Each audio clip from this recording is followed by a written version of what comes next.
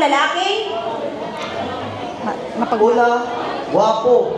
Mapagula, guwapo. sa kanya galing yan, parang pa kanya nakanto ako.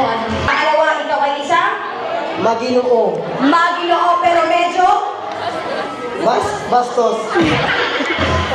ikaw nagsasabi. Female number 1. Pasok ba? Pasok.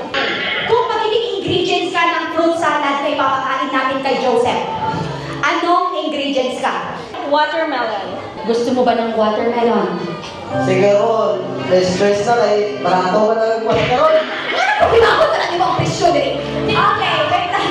Nanong watermelon mga kadarin, ngay? Sweet and juicy. Sweet and juicy number 1! Thank you so much. Ilaban mo to dahil nag-aantay ng mga estudyante mo.